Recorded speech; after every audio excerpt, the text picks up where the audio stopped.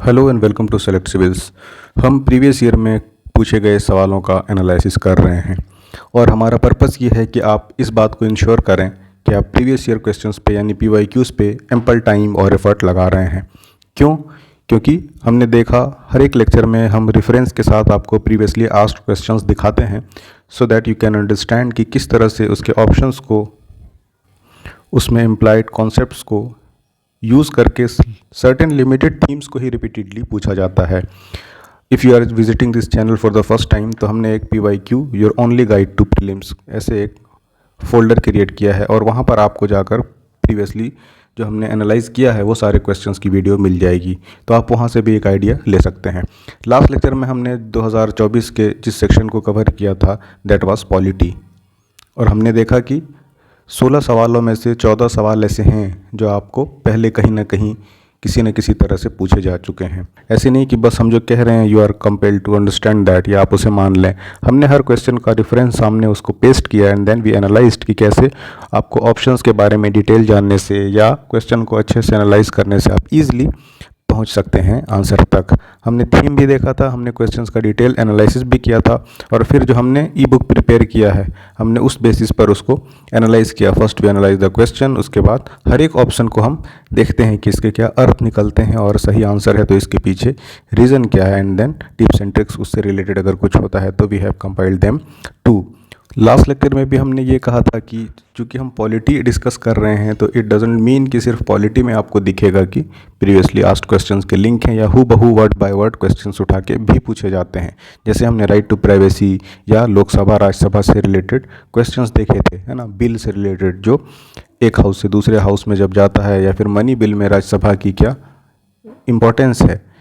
इस तरह का question n number of time घुमा फिरा के पूछा गया है। Then also we have discussed कि पॉलिटी के साथ साथ आप जिस सेक्शन को कवर करेंगे, be it economy, geography, science and tech या इन्वायरमेंट, आप जिसको चाहें एनालाइज करें, यू विल गेट कि प्रीवियसली आस्क्ड क्वेश्चन से हर हाल में आपको लिंकेज मिलता है और वही आपका बेस्ट तरीका भी है क्वेश्चन को समझने का, सो दैट आप इन्फॉर्म डिसीजन ले पाएँ कि व्हाट नीड्स टू फोकस और क्या रिलेटिवली उतना इम्पॉर्टेंट नहीं है।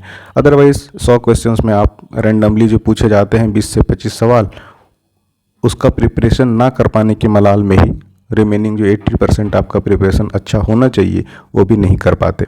ये सब कुछ बेसिक बातें हैं और जो बात करनी भी ज़रूरी है जिसके बारे में। और yesterday we had covered polity. तो सवाल में से हमने देखा कि 14 सवाल ऐसे हैं जिसके बारे में पहले UPSC कहीं ना कहीं बात कर चुकी है। आज जो हम डिस्कस करने वाले हैं दैट इज हिस्ट्री और आर्ट एंड कल्चर के क्वेश्चन।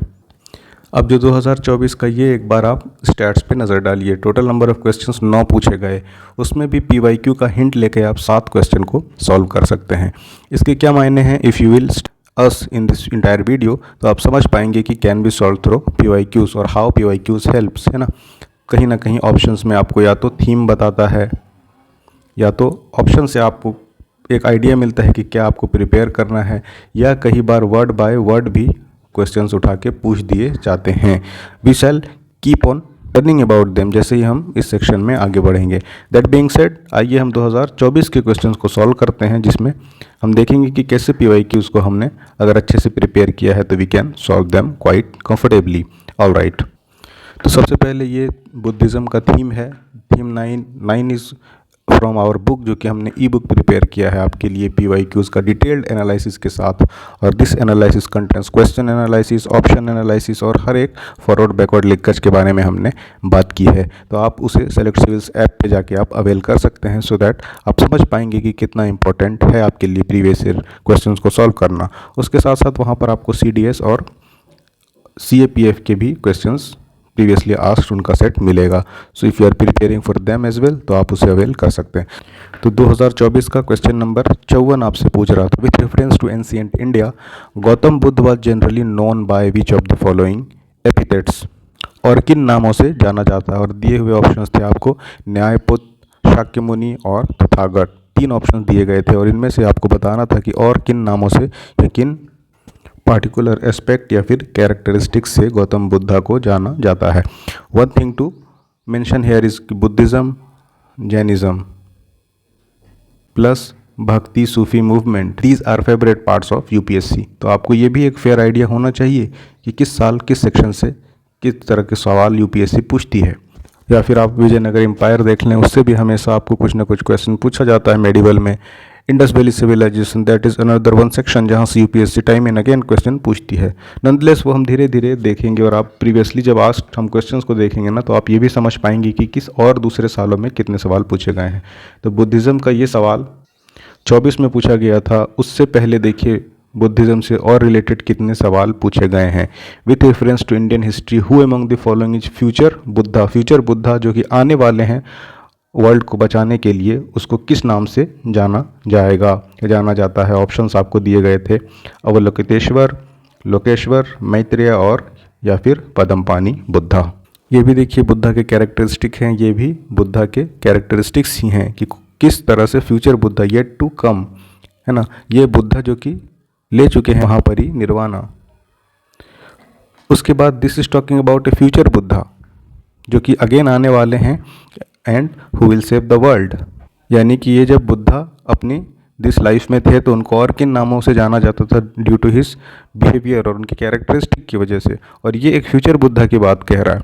और Buddha is any one who is enlightened. ऐसा नहीं कि गौतम बुद्धा या फिर सिद्धार्था की बात हो रही है ना। और ये बात हो रही है आपके गौतम बुद्ध के बारे में। So you need to understand this कि एक बार महापरिनिर्वाणा जो लाइफ और बर्थ का साइकिल है, तो जब बुद्धा उससे निकल सकते हैं तो you should have an idea. और ये क्वेश्चन आपके दिमाग में आना चाहिए कि फिर future Buddha how he will arrive.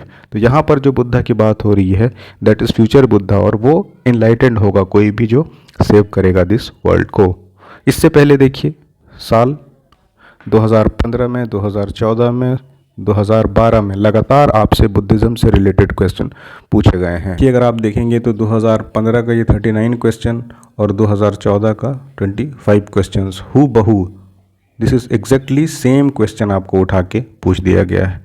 तो डायरेक्टली आपको यहाँ से +2 हो गया बिना कुछ एफर्ट लगाए। सिर्फ आपको PYQ करके जाना है। हमने पॉलिटी में भी देखा, जब आप बुक को एनालाइज करेंगे तो प्रियम्बल वाला सेक्शन जो हमारा है, या फंडामेंटल राइट्स देखेंगे या प्रेसिडेंट देखेंगे, तो कई सारे आपको क्वेश्चंस ऐसे दिखेंगे जो बिल्कुल word by word it is repeated. और सेम देखिए, which of the following kingdom were associated with life of Buddha. Buddha के जीवन से ये कौन से किंगडम्स जुड़े हुए हैं, अवंती, गंधारा, कोसाला, मगध। अगेन 2014 में 25 number question, which of the following kingdoms were associated with life of Buddha.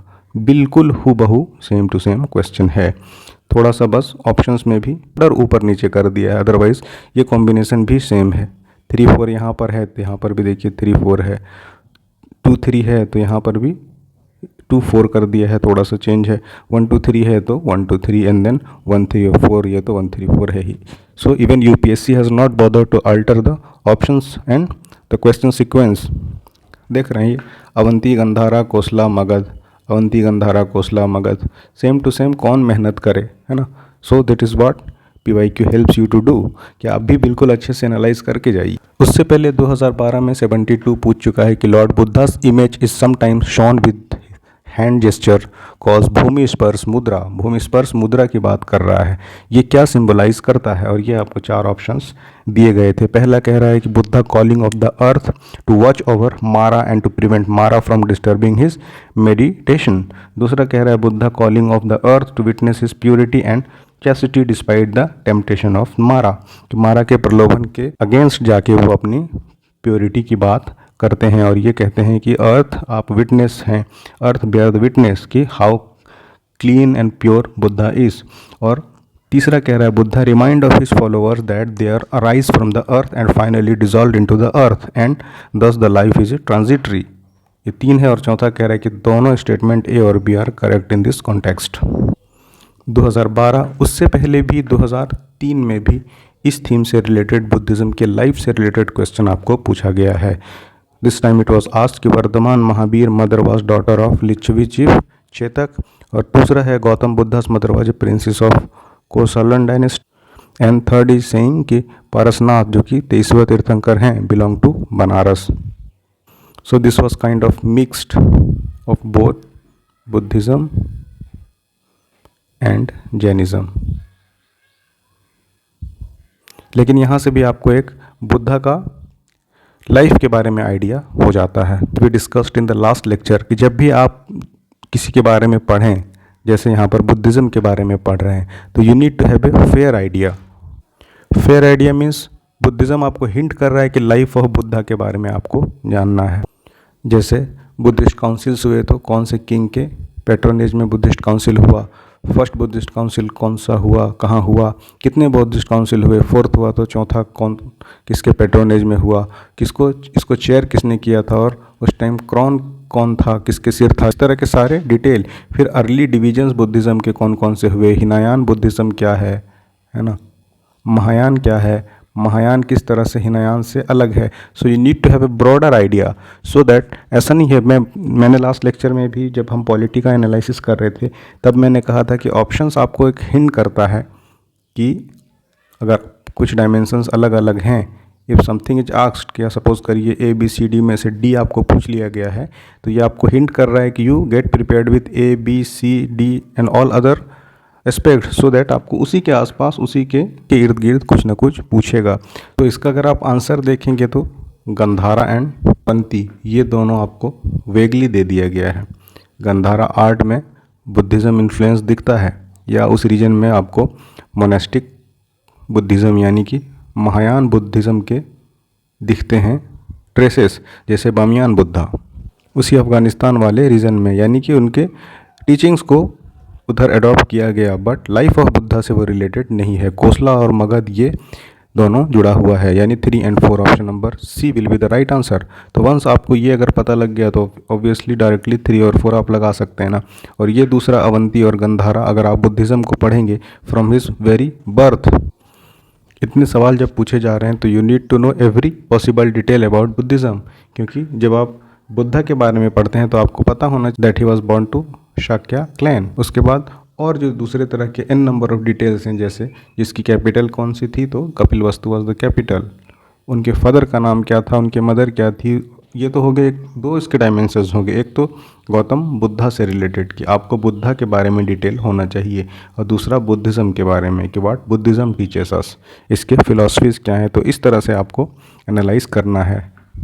Again यहाँ पर जो टर्म्स दिए गए हैं अवलोकितेश्वर, लोकेश्वर, मैत्रेय और पद्मपाणि, तो इनका भी आपको पता होना चाहिए मीनिंग, क्योंकि एक बार फ्यूचर बुद्धा आपको पता लग गया कि Maitreya is future Buddha who is yet to come, लेकिन कभी आपको नेक्स्ट में भी अवलोकितेश्वर के बारे में पूछ दे, या लोकेश्वर के बारे में पूछ दे, या पद्मपाणि को ही डिफाइन कर दे और पूछ दे उसका मतलब क्या है, तो जब तक आप इसका डिटेल नहीं जानेंगे, यानी रिवर्स इंजीनियरिंग भी आपको करनी है। इस तरह से आप इसको एनालाइज कीजिए। हर एक साल का तो पॉसिबल नहीं है, but still if you want us to analyse them as well, तो आप काइंडली लेट अस नो, और हम उसकी भी कोशिश करेंगे कि एनालिसिस ले आएँ। फिलहाल we have analyse the question asked in the year 2024, उसका ये माइंड मैप है। Understanding Buddha's epithets that has been asked. So what is Nyayaputta refers to?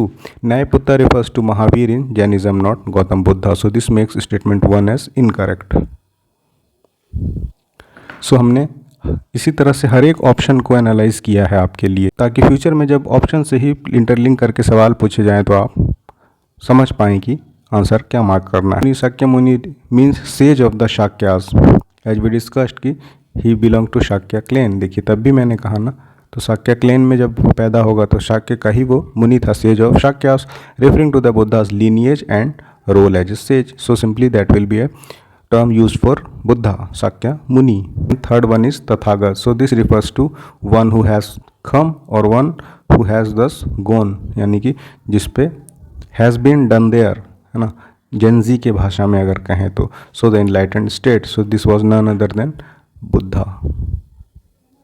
So again this will be a correct option. So आप यहाँ पर अगर देखेंगे तो this was question number 24 और 54. तो ये न्यायपुत्ता we know this is not referred to Buddhism, rather it is related to Jainism, और जैनिज़्म में भी ये महावीर के कॉन्टेक्स्ट में कहा गया है, यानी कि महावीर को न्यायपुत्ता कहा गया है। दिस मेक्स स्टेटमेंट 1 इनकरेक्ट हो गया, तो आप 1 और सी को एलिमिनेट कर सकते हैं। ये भी एलिमिनेट कर सकते हैं क्योंकि तथागत या फिर शाक्य मुनि इज क्वाइट वाइडली नोन। तो सिर्फ न्यायपुत्ता में एक कन्फ्यूजन हो सकता है। This makes statement B as right answer 2 and 3। ये हमने माइंड मैप के थ्रू आपको एनालिसिस करके बता दिया so that you can have a retention of the fact. लेकिन उसी का हमने बुक में कैसे एक्सप्लेन किया है। First we have analyse the question. This question test use knowledge and ask about epithets associated with Gautam Buddha. And epithet क्या है, तो ये भी आपको बता रहा है कि epithet is a descriptive title or name given to someone often reflecting their qualities, achievements or even character. So this is what epithet means. अब आपको ये जब पता लग गया, unless you analyse the question first how come you understand the options, और फिर उससे आपको राइट आंसर निकालना है। So statement 1, this is again Nyayaputta, this is incorrect as we have seen. न्यायपुत्ता refers to term used in Jainism for Mahavir, not a common epithet for Gautam Buddha. This makes statement 1 as in. Statement 2, Shakyamuni, this is correct. Shakyamuni means sage of the Shakyas, referring to the Buddha's lineage and his role as a sage. It is one of the common epithets used for Gautam Buddha. So statement 2 is correct. And again Tathagat is correct because another epithet of Buddha. This makes 2 and 3 as right answer. Again ये WhatsApp है या Telegram है, obviously you are watching us on YouTube, और इसके link हमारे website के और ये ऐप का QR कोड है। You can have this app, और वहाँ से आप जाकर इसको PYQ को ई बुक को आप डाउनलोड कर सकते हैं सो दैट आप प्रीवियसली आस्क क्वेश्चन को अच्छे से एनालाइज कर पाएँ, और जो फियर है UPSC प्रीलिम्स को लेके उससे आप आराम से निकल सकते हैं। You can easily cross the cut off. Next हम देखते हैं और स्कल्पचर और आर्किटेक्चर से रिलेटेड क्वेश्चंस को 2024 में जो पूछे गए हैं, व्हाट वी आर एनालाइजिंग, और उसका देख रहे हैं कि प्रीवियसली आस्क्ड क्वेश्चन से किस तरह के लिंकेजेस मिलते हैं। ये भी एक काफ़ी कॉमन क्वेश्चन आस्किंग स्टाइल है UPSC का कि आर्कियोलॉजिकल साइट या साइट दिया रहेगा and you need to recognise कि वेदर ये वहाँ से बिलोंग करते हैं या नहीं। तो 2024 में पूछा गया आपका इन आर्कियोलॉजिकल साइट्स के बारे में। पहला है चंद्रकेतुगढ़, कहरा स्टेट है, और ये उससे रिलेटेड डिस्क्रिप्शन है। So it was kind of थोड़ा सा मुश्किल, इसलिए कि यहाँ पर स्टेट और दो चीज़ें डिस्क्रिप्शन आपको समझानी है। इनाम गांव, this is place in Maharashtra, और ये चालकोलिथिक साइट्स मिले हैं। उसके बाद है मानगाडू, ये केरला में है और कह रहा है कि यहाँ पर मेगालिथिक साइट्स मिले हैं। एंड देन वी हैव सालीहुंदन, ये कह रहा है आंध्र प्रदेश में, और यहाँ रॉक कट श्राइन्स मिले हैं। इससे पहले आपको 2023 में पूछा गया था कि ये 3 जो साइट्स हैं इनमें से विच आर और विच इज़ करेक्टली मैच्ड। पहला है आपको बेन सागर शेवाइट कैफ श्राइन, दूसरा है भाजा, तीसरा है सितन वासाल। उससे पहले आपको और पूछा जा चुका है हिस्टोरिकल प्लेसेस और इस किस लिए जाने जाते हैं। Burzahom, rock cut shrines, Chandraketugarh, terracotta art और गणेश्वर यहाँ पे कॉपर आर्किट। 2020 में 97 नंबर क्वेश्चन में पूछा गया था कि भिलसा, द्वार समुद्र, गिरनार और स्थानेश्वर हिस्टोरिकल फेमस प्लेसेस, और ये प्रेजेंट डे कौन सा है यहाँ पर। तो स्थानेश्वर इज व्हाट, थानेसर। ये यूपी में नहीं है, दिस इज इन हरियाणा। और ये क्यों फेमस है, this was capital of Harsha. So this makes statement 4 as incorrect. तो आप यहाँ से 4 ऐसे एलिमिनेट कर सकते हैं। अब 3 आप देख रहे हैं कि हर हाल में ये करेक्ट है। Girinagar is in Gujarat. What we mean to say कि ये जो ऑप्शंस आपको दिए गए हैं, बेन सागर में क्या है, सेवाइट कैफ श्राइन है, भाजा में क्या है, बुद्धिस्ट केव श्राइन है, सितनवासाल में फिर कह रहा है कि वेदर जैन से केव श्राइन है या नहीं है। तो इसमें जो भी आपको करेक्ट मिलता है, इवन जो इनकरेक्ट ऑप्शन भी है उसका भी आप करेक्ट निकाल लें साइट और इसका एक नोट बनाएं, है ना, और उसको आप उस नोट्स को अच्छे से बार बार रिवाइज करते रहें, क्योंकि अगेन एक स्ट्रॉन्ग चांस है कि इन साइट्स को उठा के फिर आपको किसी ऑप्शन में पूछ देगा। What we are trying to say कि देखिए चंद्रकेतुगढ़ आपसे पूछा है ना, हिस्टोरिकल प्लेस है और ये well known for terracotta art है या नहीं। If we analyse previously asked question तो हम जानेंगे कि चंद्रकेतुगढ़ वेस्ट बंगाल में है और ये फेमस है किस चीज़ के लिए, टेराकोटा आर्ट के लिए। किसी भी आप ऑथेंटिक रिसोर्स को अगर रेफ़र करते हैं तो you will come to know कि this West Bengal historical site is famous for well known for terracotta art. इतनी बेसिक बातें ही अगर आप जानते हैं तो अगेन यहाँ पर आपसे पूछा गया है चंद्रकेतुगढ़ और स्टेट दे दिया है Orissa. This makes statement incorrect, क्योंकि हम इससे प्रीवियसली आस्क्ड 2021 में 3 साल पहले हम जान चुके हैं कि Chandraketugarh is in West Bengal not Orissa. So once we get one hint from statement 1, तो दिस मेक्स ये और ये आपका गलत हो जाता है। अब हम इस चीज़ से भी फ्री हो गए कि हमें स्टेटमेंट 3 के बारे में जानना है, वेदर मानगाडो इज़ इन केरला और नॉट। ये मेरे मतलब का है ही नहीं, क्योंकि ये हम ऑटोमेटिकली समझ चुके हैं कि this will be a correct option, क्योंकि ये दोनों में कॉमन बचता है। आपकी रिस्पॉन्सिबिलिटी बस इतनी रह गई है कि आपको ये पता करना है कि वेदर इनाम गांव इज़ इन महाराष्ट्र और ये चैलकोलिथिक साइट से रिलेट है या नहीं, या फिर दूसरा कि सालीहुंदन ये आंध्र प्रदेश में है और ये this is known for rock cut cave shrines. तो दिस 2021 क्वेश्चंस आपको हेल्प करता है 2024 के इस सवाल को सॉल्व करने में। तो हमारा पर्पस है बस आपको ये कंफर्म कराना कि actually PYQ is your only guide. बाकी आप जितना भी मॉक टेस्ट दे लें, भर भर के फैक्ट याद कर रहे हैं ना, जितना भी करंट अफेयर पढ़ें, मैं ये नहीं कह रहा कि बिल्कुल पढ़ें ही ना, आप प्रीवियस ईयर करें और चले जाएं, no, but the way of doing PYQs हम आपको बता रहे हैं। वो इसलिए ये कि PYQ को आप डिफरेंट सब्जेक्ट की तरह ट्रीट करें सो दैट आप maximum out of it extract कर सकें। और लैंग्वेज से भी आप यूज टू हो जाएंगे ना UPSC का, कि how this frame the questions, so that आपको वहाँ पे मॉक टेस्ट की जो लैंग्वेज होती है और जो UPSC का क्वेश्चन पूछने का तरीका है, दोनों में आप देखेंगे कि दिन और रात की तरह डिफरेंस है ना, उनका कोई तोड़ ही नहीं है। आपको कंफर्टेबल फील नहीं होगा when you appear for mock test, क्योंकि वो उनको दिखाना होता है टफनेस लेवल या फिर इनोवेशन कि हर साल कुछ ना कुछ क्वेश्चन, चूँकि रैंडम क्वेश्चन ज़्यादा पूछे जाते हैं तो वो इस बात पे फोकस करते हैं कि आप रैंडम क्वेश्चंस को भी सॉल्व कर सकें। बस दिस मेक्स नो सेंस, आपको कुछ रैंडमनेस है ही नहीं ना पेपर में। 2024 हमने इसलिए लिया है कि 23 के बाद एक ये बात भी कही जाने लगी कि अब प्रीवियस ईयर क्वेश्चंस के उतने इंपॉर्टेंस नहीं रहे, लेकिन ये बिल्कुल एक बेकार वाहियात बात है ना।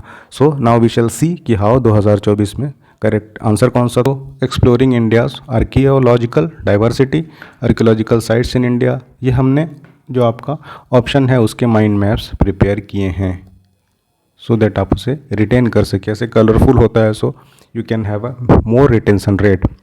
ऑलराइट, पहला है चंद्रकेतु गढ़, ये उड़ीसा ट्रेडिंग पोर्ट। तो ये तो हमने पहले ही देख लिया था, इनकरेक्ट है, हालांकि ये यहाँ पे मेंशन नहीं हो पाया है। नंदलेस Inamgaon Maharashtra chalcolithic site, this is correct, ये महाराष्ट्र में है और चैलकोलिथिक साइट के लिए ही फेमस है। तीसरा कह रहा है मंगादू इज़ इन केरला और ये मेगालिथिक साइट से रिलेटेड है। और चौथा हमारा सालीहुंदम के बारे में पूछा है। So what we have done in our analysis of the book, उसको हम देखते हैं। First we have analyse the question कि this question is asking about archaeological sites और इसका करेक्ट स्टेट और डिस्क्रिप्शन, जो कि एंशिएंट इंडिया के सिविलाइजेशन में एक इम्पॉर्टेंट हिस्सा रहा है। First is Chandraketugarh Orissa, this is incorrect. Why? As we discussed, Chandraketugarh is located in West Bengal, not Odisha, and an important archaeological site related to Mauryan period and trade, but it's not especially a trading port town। तो दो तरह से आपका ये गलत है। First कि ये मौर्यन एज से रिलेटेड है, not a trading port town, और दूसरा this is in West Bengal rather than in Odisha. So this makes one a completely wrong statement. तो हम देख रहे हैं कि 3 तो सही है ही है।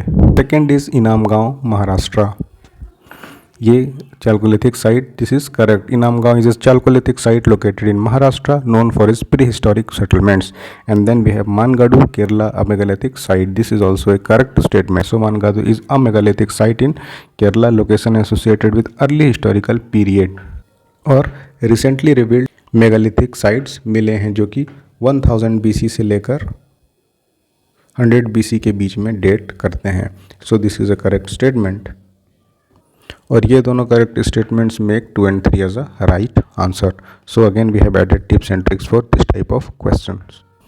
सो this is relevance of doing PYQs। अब जो हमारा थीम से क्वेश्चन पूछा गया है 2024 में 56, दैट इज़ फ्रॉम साउथ की हिस्ट्री के बारे में, और उस पर भी काफ़ी फेमस विजयनगर एम्पायर, और आजकल थोड़ा सा बढ़ता हुआ ट्रेंड मेडिवल हिस्ट्री से। और हमारा जो पर्पस है as we keep on saying कि हम आपको बस ये बताएं कि व्हाई PYQs आर इम्पोर्टेंट, और उसके ऑप्शंस को आप अच्छे से बार बार ब्रॉडली एनालाइज कीजिए। And that we have done for you in our e book ने हर कुछ क्वेश्चन एनालिसिस प्रीवियस ईयर के, उसके ऑप्शंस का एनालिसिस और उसको इंटरलिंकिंग को जितना सिंपल और एरर फ्री हो सकता है हमने कोशिश की है। तो ये देखिए, who of the following rulers of medieval India, किसने परमिशन दिया पोर्टुगीज़ को कि वो भटकल में अपना किला बनाएं, to build a fort at Bhatkal.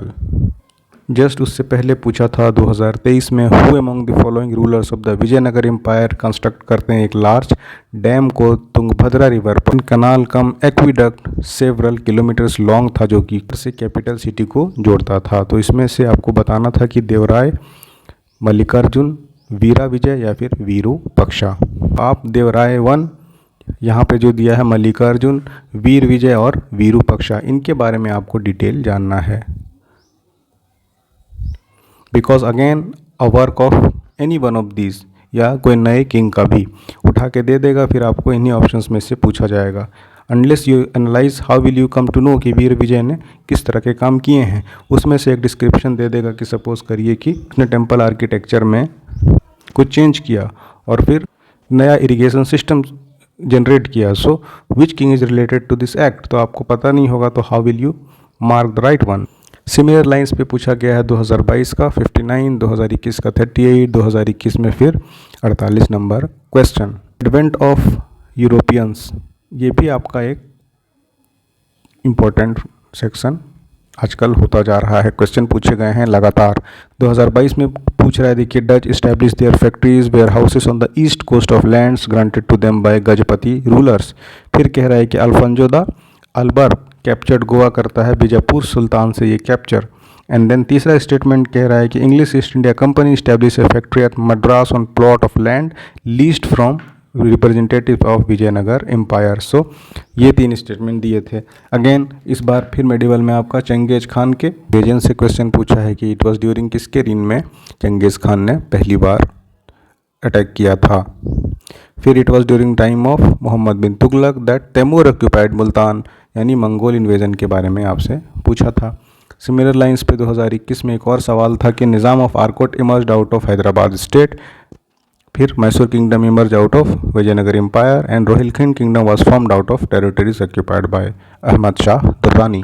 तो ऑप्शंस में जो स्टेट्स दिए गए हैं, इनके फॉर्मेशन और इसके फेमस किंग और मेजर जो हो सकते हैं, ऐसे हिस्ट्री में एब्सर्ड आपको बहुत फैक्चुअली याद रख पाना भी एक इशू है, बट स्टिल जो ऑप्शंस में आपको दिए गए हैं किंगडम्स, खास करके जैसे हैदराबाद, विजयनगर, है ना, रोहिलखंड किंगडम, इनके बारे में आप जानिए। सिमिलर लाइंस पे मंगोल इन्वेजन का आपको एक ब्रॉडर आइडिया होना चाहिए। And then advent of European, तो एज वी डिस्कस्ड, ये तो फेवरेट होता ही जा रहा है, क्योंकि यहाँ देखिए पहले पूछ दिया आपको डच 2022 में, 2024 में आपको पोर्टुगीज़ पूछा है।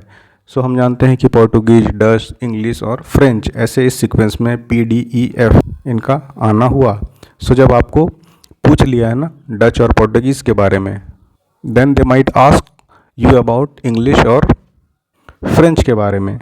तो इस तरह से आप एक प्रीवियस ईयर में पूछे गए सवालों से एक हिंट ले सकते हैं। नाउ अगर हम इसका एनालिसिस करते हैं, if you analyse the option, तो पहला है Krishnadeva Raya. So Krishnadeva Raya was from Tuluva dynasty और ये विजयनगर एम्पायर का and became the ruler from 1509 से 30। He is considered to be the greatest ruler of Vijayanagar empire और he gave the permission to Portuguese to erect a fort at Bhatkal. So this makes statement A as the right answer, है ना। दूसरा है हमारे पास option Narasimha Saluva. While an important ruler but not particularly associated with Portuguese interactions. Similar lines पे है Mohammad Shah 3। No strong connection मिलता है कि वो पोर्टुगीज से कोई भटकल पे फोर्ट बनाने का उन्होंने परमिशन दिया था। Yusuf Adil Shah, he was also important ruler. Bijapur सल्तनत के ये किंग थे, बट इनके क्लैशेस की कहानी मिलती है विजयनगर एम्पायर से, लेकिन एक फोर्ट बिल्ड करना भटकल में, this is associated with option number A Krishnadeva Raya. See focus on the interactions between Indian rulers and European powers, और जो इंग्लिश फ्रेंच राइवलरी है ये भी एक इम्पॉर्टेंट सेक्शन है। And then learn the key historical event that marked the beginning of European colonialism in India, and then particularly their strategic locations like ports and forts, कहाँ से पहला factory लगाया British ने, फिर डच ने, फिर how they expanded. Alright, चलिए next question देखते हैं। 2024 में आपसे पूछ रहा है कि under the ryotwari system the peasant were exempted from revenue payment in case of bad harvest of natural calamities. And then कहता है कि परमानेंट सेटलमेंट में बंगाल में if zamindar fail to pay his revenue to the state or he would be removed from his zamindari, कि अगर time पर वो लगान नहीं दे पाते थे तो ज़मींदार को उनकी ड्यूटी से ब्रिटिश मुक्त कर देते थे। वेदर दिस इज़ ट्रू और नॉट। तो जब आपको रैयतवारी सिस्टम पूछा 2024 में, ऐसा नहीं कि रैयतवारी से सवाल नहीं पूछा गया था and it asked directly about Ryotwari system. उससे पहले देखिए रैयतवारी सिस्टम के बारे में 2017 में 13 नंबर सवाल पूछा जा चुका है। Who among the following were associated with introduction of Ryotwari settlement in India during British rule. एक तो तरीका है कि आप जान लें लॉर्ड कॉर्नवालिस इस परमानेंट सेटलमेंट से हैं, रीड और मोनरो 2-3 हमें पता है कि this C will be the answer, but this will not serve your purpose. जब रैयतवारी सेटलमेंट पूछा है तो आपको रैयतवारी सेटलमेंट के बारे में डिटेल जानना चाहिए कि हाउ इट ऑपरेटेड और रैयतवारी सिस्टम किस तरह से अलग था ज़मींदारी सिस्टम से, और रैयतवारी सिस्टम को क्यों इंट्रोड्यूस करना पड़ा जब ज़मींदारी सिस्टम ठीक से काम नहीं कर रही थी। फिर इन दोनों के बाद एक और सिस्टम आई थी, महलवारी सिस्टम। तो लैंड सेटलमेंट्स का भी आपको आइडिया होना चाहिए कि किस तरह के सिस्टम्स थे और किस रीजन में कौन सा चल रहा था और इसको लाने वाला कौन था। This type of broader details only can help you eliminate the wrong answers. Again देखिए 2012 में पूछा गया है 37 नंबर, रैयतवारी सेटलमेंट के बारे में 3 स्टेटमेंट दिए हुए हैं। यहीं से आपको रैयतवारी सिस्टम के बारे में जान लेना है। The rent was paid directly by the peasant to the government, या government gave pattas to the ryots, और land were surveyed and assessed before being taxed, कि उस पर लगान या टैक्स लगाने से पहले उसकी सर्वे की जाती थी। अगर यहाँ से आप रैयतवारी सिस्टम सीख लें तो आप डायरेक्टली 2024 का ये क्वेश्चन सॉल्व कर सकते हैं ना, बिकॉज 2012 में जब आप PYQ एनालिसिस करेंगे तो this is compel to you कि आप अच्छे से इसे समझ लें कि what actually ryotwari system is. अब उसी में से एक रैयतवारी सिस्टम का कैरेक्टरिस्टिक उठा के आपसे पूछ दिया है, तो इससे ज़्यादा आसान नहीं कर सकता आपको प्रीवियस ईयर के अलावा कोई और। ठीक है, अब 2000 में पूछा गया है पहला क्वेश्चन ये कि under the permanent settlement 1793 zamindars were required to issues patta to the farmers which were not issued to by many zamindars. इसके पीछे क्या कारण थे। तो यहाँ परमानेंट सेटलमेंट आया, that means you need to know about permanent settlements. Introduce कब हुआ, इसके पीछे क्या थे, क्या इसमें ड्रॉबैक्स थी, कमियां थी जिसकी वजह से ये सक्सेसफुल नहीं रह सका, इसके साथ साथ और कौन से दूसरे सिस्टम को अडॉप्ट किया गया, इसके क्या कैरेक्टरिस्टिक्स थे। सो इस तरह से आप होलिस्टिक PYQs का एनालिसिस कीजिए। इसका एनालिसिस देखते हैं। First statement, the ryotwari system of revenue collection the peasant were exempted from revenue payment. तो ये इनकरेक्ट है। Under the ryotwari system peasant directly pay कर देते रेवेन्यू सरकार को, लेकिन एग्जेम्पशन बैड हार्वेस्ट की वजह से या किसी कैलेमिटी की वजह से आ जाना, इतना वो रिहाई देने वाले होते ब्रिटिश तो ये हाल तो होता ही नहीं है ना। तो this was not part of Ryotwari system, so this makes statement 1 as incorrect. अब दूसरा करेक्ट है क्या, under the permanent settlement zamindar they are responsible for paying a fixed revenue of the state, failure to pay, उससे क्या होता था, उनसे वो उनकी स्टेट या ज़मीनें वापस ले ली जाती थी। इसी तरह से आपको एक और सवाल पूछा था कि वेदर ज़मींदारी वाज हेरेडिटरी और नॉट।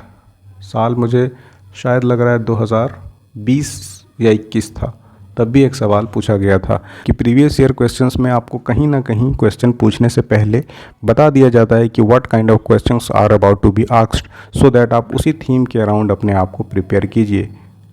ऐसे chasing a wild goose will not help you कि ये सोर्स भी पढ़ लिए, वो भी पढ़ लिए, है ना, मॉक भी टेस्ट सॉल्व कर रहे हैं ज़्यादा से ज़्यादा। मॉक्स एक इम्पॉर्टेंट तरीका है अपने आप को एसेस करने का, but relying on मॉक्स rather than PYQs कहीं आप अपना नुकसान करेंगे। देखते हैं ये 2024 का क्वेश्चन नंबर 58 दिस टाइम पूछ रहा है आपसे, करेक्ट बताइए, there are no parables in Upanishad, या फिर दूसरा स्टेटमेंट कि Upanishad were composed earlier than Puranas. इन दोनों में से ज़्यादा पुराना कौन है, पुराण या फिर उपनिषद। फिर उससे पहले आपको 2014 में पूछा जा चुका है ऑलरेडी कि सत्यमेव जयते जो कि इंस्क्राइब्ड है एम्बेलम ऑफ इंडिया के नीचे, वो किससे लिया गया है, कथा उपनिषद से, छांदोग्य उपनिषद से, ऐत्रेय से, या फिर मुंडक उपनिषद से। सो दिस क्लियरली हिंट्स ना कि आपको उपनिषद के बारे में पता होना चाहिए, है ना। अब यहाँ पर जो है कथा उपनिषद, छांदोग्य, ऐत्रेय और फिर मुंडक, तो आप इनके बारे में भी एक बार डिटेल नोट बना। पहला स्टेटमेंट कह रहा है कि इसका कोई पैराबल नहीं है। पैराबल क्या होता है, एक शॉर्ट नैरेटिव जो कि उसके किसी पार्टिकुलर लेसन को इलस्ट्रेट करता है, इलस्ट्रेट अ लेसन, यानी एक लेसन का वो अलग से उसका डिस्क्रिप्शन देगा। तो कह रहा है कि इसका कोई उपनिषद का पैराबल नहीं है। This is incorrect. क्यों? Upanishad are often employ parables to explain philosophical concept. Example क्या है? Parable of carrot in Katha Upanishad illustrate the relationship between body mind and soul. So ऐसा नहीं है कि उपनिषद का कोई पैराबल नहीं है। दूसरा स्टेटमेंट कह रहा है Upanishad were composed earlier than Puranas. This statement is correct. Upanishad forming the philosophical core of Vedas are much older than Puranas, which were composed later, systemized and expand mythological and historical narratives. This makes statement 2 correct, 2 यानी कि B only आपका correct हो जाएगा। This is what we have done in our e-book. First we have analyzed the question, फिर उसके हर एक option को हमने एनालाइज किया है, फिर we have arrived at correct answer, फिर इसका इंपॉर्टेंस क्या है यूपीएससी, और फिर tips and tricks we have added कि आपको अगर जब एनालाइज करें when you have to analyse previous year questions, तो आप किस पर्सपेक्टिव पर उसको पढ़ें और किस तरह से उसका विश्लेषण करें। ऑलराइट, ये जो नेक्स्ट हमारा थीम है मेजर एक्ट्स है 2024 में जो हम देखते हैं क्वेश्चन, उससे पहले भी n नंबर ऑफ टाइम्स ये सारे क्वेश्चन पूछा गया है। 1773 का रेगुलेटिंग एक्ट से लेकर 1947 का इंडियन इंडिपेंडेंस एक्ट, इन सारे एक्ट्स आपको डिटेल में पता होने चाहिए। आप देखिए लगातार इससे क्वेश्चन पूछा गया है। आपको पूछा गया with reference to government of India act 1935, कौन सा इसमें सही है। उससे पहले आपको मॉन्टेग्यू चेम्सफोर्ड 1919 का एक्ट, और फिर गवर्नमेंट ऑफ इंडिया एक्ट का 35 में कि वेदर वीमेन को रिजर्व सीट्स दी गई थी कि नहीं, लेजिस्लेचर में पूछा गया है 2021 के सवाल 42 में। सो एज वी डिस्कस्ड कि जब आप 1935 का देख लेंगे गवर्नमेंट ऑफ इंडिया एक्ट, तो यहीं आपको ये आइडिया लग जाना चाहिए कि इसके क्या क्या कंपोनेंट्स थे, मेजर क्या क्या चेंजेस हुए एक्ट की वजह से। Once you read this 1935 act, तो आप डायरेक्टली ये क्वेश्चन को सही कर सकते हैं। उससे पहले आप जाइए 2018 में again 1935 act government of India act कि रेसिड्यू पावर्स किसके पास था। All R component of a single act 1935। अब इसी में एक एक स्टेटमेंट को आपको देके करेक्ट इनकरेक्ट पूछता रहता है। अगेन आपसे देखिए 9, 19, 35, 47 4 एक्ट ऑप्शन दे के ये स्टेटमेंट पूछ लिया गया कि इसमें से कौन से एक्ट से ये पर्टेन करता है। सो 909 का मॉन्टेग्यू चेम्सफोर्ड या मॉर्ले मिंटो, या फिर 1935 या Indian independence act, distribution of power between centre and states. Again this is hot favourite of UPSC. 2009 में देखिए discussions in the third round table conference eventually let passing of the government of India act. So 1935 इसमें भी अगर देखिएगा तो ये बिल्कुल पूछा जाता रहा है। देन आपका again the government of India act of 1935 provided for establishment of all India federation. Again 2004 में देखिए 1935 एक्ट के बारे में। सो एज वी डिस्कस्ड कि रेगुलेटिंग एक्ट ऑफ 73 से लेकर 47 तक, इसको आप बेस्ट तरीका है कि आप एक कंपेरेटिव टेबल बनाइए और वैसे याद करिए 1773 का एक्ट, फिर आप पिट्स इंडिया एक्ट 1784 के बारे में जानिए, चार्टर एक्ट ऑफ 1833 उसमें क्या क्या चेंज आए थे, फिर चार्टर एक्ट ऑफ 53। ऐसे आप अगर आप कंपेरेटिव स्टडी करिएगा तो ये आपको आसान होगा ज़्यादा याद करने में। उसमें भी जो आपका 1935 एक्ट के साथ साथ वो तो खैर है ही है, ये चारों एक्ट मॉर्ले मिंटो रिफॉर्म्स में क्या की उसके कैरेक्टरिस्टिक थे, मॉन्टेग्यू चेम्सफोर्ड में क्या था, गवर्नमेंट ऑफ इंडिया एक्ट के क्या फीचर्स थे, इंडियन इंडिपेंडेंस एक्ट का क्या रहा है कैरेक्टरिस्टिक्स। तो इससे लगातार आपको क्वेश्चन मिलेंगे। हमने आपको एविडेंटली दिखा भी दिया कि कितने सारे क्वेश्चंस 2024 में पूछे जाने से पहले 1, 2, 3, 4, 5 सवाल तो आपको डायरेक्टली पूछा गया है। और हम अगर और माइनिंग करें तो वी विल शो यू कि कुछ और भी सवाल हैं जो कि एक्ट से रिलेटेड पूछे गए हैं। तो अब हम एक बार हमारे सवाल का देख लेते हैं answer. So this statement first, this is correct. Government of India Act All India Federation, which was meant to be a union of both British Indian provinces and princely states. और again defense और foreign affairs kept under the federal legislature, ये incorrect है, इसका ये description है। तो you can have a pause, या फिर आप लेक्चर्स अगर नहीं सुनना चाहते और आप चाहते हैं कि क्विक रिवीजन करते जाएं PYQs का, तो better we have created an app for you. और आप यहां पर जाएं और आप UPSC सेगमेंट में जाके आप इस ई बुक को अवेल कर सकते हैं and you can have a fair idea about all the options asked. आपको किस तरह से हेल्प करेंगे अपकमिंग प्रीलिम्स में, ये हम बस अपने पॉइंट को रखने के लिए ही इतना आपको ये चीज़ें बता रहे हैं। Again this are factually asked question है, तो इनमें आप बहुत ज़्यादा एफर्ट और एनर्जी ना लगाएं, बट स्टिल इसमें से पूछा गया है भाषा से रिलेटेड कौन सा है, उसमें भी कुछ कुछ जो हैं जैसे कालिदास की क्रिएशंस, ये जो बहुत फेमस हैं वो आप याद रखिए। उसके बाद जो प्रीवियसली आस्क्ड ये ऑप्शंस हैं इनके बारे में आपको एक ब्रॉडर आइडिया ले लीजिए, दिस विल हेल्प यू, और कहीं ना कहीं फिर ये आपको रिपीट करेगा जब क्वेश्चंस पूछे जाते हैं तो। सिमिलरली एक संगाभूति जो कि एक बौद्धिस्ट मॉन्क था, है ना, उसके बारे में पूछा गया है कि when he travel to China, तो end of the 4th century AD में, तो ये उसका ऑथर किस चीज़ पे कमेंट्री किया है। ऑफ रैंडम क्वेश्चन, तो बहुत ज़्यादा इसमें एनर्जी लगाना इज़ नॉट वर्थ इट, है ना, क्योंकि एक क्वेश्चन और उस पर भी कुछ भी पूछा जा सकता है। सो बेटर जिस चीज़ का आपको रेफरेंस मिलता है या जो थीम लगातार पूछे जा रहे हैं, you more focus on them, और किस तरह से करना है हम लगातार आपसे ये चीज़ें डिस्कस कर ही रहे हैं। ऑलराइट, अब पर्सनालिटी और एसोसिएटेड ऑर्गेनाइजेशंस, उनसे सवाल पूछा गया है 2024 में, तो पूछा ही गया है। उससे पहले 2018 में, 2015 में सवाल पूछे जा चुके हैं। अब इसमें भी हम देखते हैं कि किस तरह से हमें हिंट मिलता है। ये पार्टी है और इसके लीडर हैं। 2024 में पूछा गया है भारतीय जनसंघ और इसके फाउंडर या leader, and socialist party, and then Congress for democracy, और चौथा था स्वतंत्रता पार्टी। फ़ायदा देखिए PYQ सॉल्व करने का, an number of parties modern India में बनी हैं और हर किसी का अपना अपना हिस्ट्री और कंट्रीब्यूशन रहा है। लेकिन अगेन स्वतंत्रता पार्टी के बारे में चूँकि आपसे पूछा गया था, so you need to have a fair idea कि स्वतंत्रता पार्टी के फाउंडर कौन थे और इसका क्या रोल रहा था, whether it was largest single party in opposition और नॉट इन फर्स्ट लोकसभा। और क्योंकि यही स्वतंत्रता पार्टी को फिर आपसे पूछ दिया गया है, यहाँ देखिए 2024 में।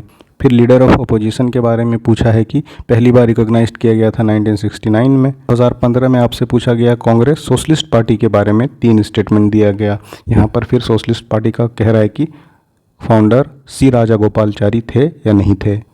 दूसरे सेगमेंट में भी हमने देखा एक्ट से रिलेटेड सवाल भी पूछा जाता है, तो किसी लिमिटेड सेट ऑफ थीम्स में ही उसके इर्द गिर्द सवाल पूछता है। और this is the whole point of showing you this large number of examples, कि आप ये समझ सकें कि these are PYQs which are your true friend in this preliminary examination. तो इस वजह से हमने एक ई-बुक डिज़ाइन की है जिससे हम आपको ये सारे क्वेश्चंस एक्सप्लेन कर रहे हैं। We have explain every question, उसके ऑप्शंस और हर कुछ। तो एक बार इसका सॉल्यूशन भी देख लेते हैं। पहला कह रहा है भारतीय जनसंघ और doctor Shyama Prasad Mukherjee, this is obviously correct. और यही जनसंघ इज नाउ BJP, जो कि रूलिंग पार्टी भी है कमल फूल के निशान के साथ, है ना। सो this is correct statement. Dr. Shyama Prasad Mukherjee was indeed founder of Bharatiya Janasangh, which later evolved into the BJP. Socialist Party C. Rajagopalachari, this is incorrect. C. Rajagopalachari was not associated with Socialist Party. He was key figure in Indian National Congress, not Socialist Party, है ना. And later founded Indian National Congress organization भी बनाया था, which was a breakdown from Congress. Congress से टूटकर वो Indian national Congress एक संस्था बनाते हैं, लेकिन वो सोशलिस्ट पार्टी से जुड़े हुए नहीं थे। Congress for democracy Jagjivan Ram, so this is correct statement. Babu is attributed to whom, Jagjivan Ram, who resign from cabinet under Congress party 2 फरवरी 1977 को, और वो ही formed his own party Congress for democracy CFD, और 5 फरवरी 1977 को इन्होंने पार्टी बनाई थी। And then Swatantrata party Acharya Narendra Dev, incorrect. Swatantrata party was founded by C. Rajagopalachari, इससे जुड़े हुए नहीं हैं। Acharya Narendra Dev is associated with socialist party, not Swatantrata party. So correct answer will be only 2, है ना। 2 स्टेटमेंट सही है। स्टेटमेंट पहला सही है, भारतीय जन संघ, इट्स लीडर व Shyama Prasad, and then Congress for democracy, जो हमने देखा कि बाबू जगजीवन राम ने बनाया था। This is how PYQs helps you. तो इतनी बातें बताने का पर्पस ये है कि हर क्वेश्चन 2011 से लेकर 24 तक अराउंड 1500 क्वेश्चंस होते हैं। तो अगर आप लेक्चर्स देखते रहें और हम लेक्चर्स बनाते रहें तो इट इज़ नियरली इम्पॉसिबल कि वो प्री तक कवर हो पाएगा। That is why we have created an app, और वहाँ पर आप UPSC सेक्शन में जाएं और 2011 से लेकर 24 तक के क्वेश्चंस को आप एनालाइज करें अपने तरीके से और उसे बार बार यूज टू हों, सो दैट आप अपकमिंग प्रीलिम्स के लिए अच्छे से तैयार हो सकें। और आपकी किसी तरह के राय या सुझाव हो तो हमें बताइए। हम इसी सीरीज़ को कंटिन्यू रखेंगे और हम अलग अलग सेगमेंट के सेक्शंस के थीम्स के क्वेश्चन लाते रहेंगे। मिलते हैं आपसे अगले वीडियो में। Thanks for watching.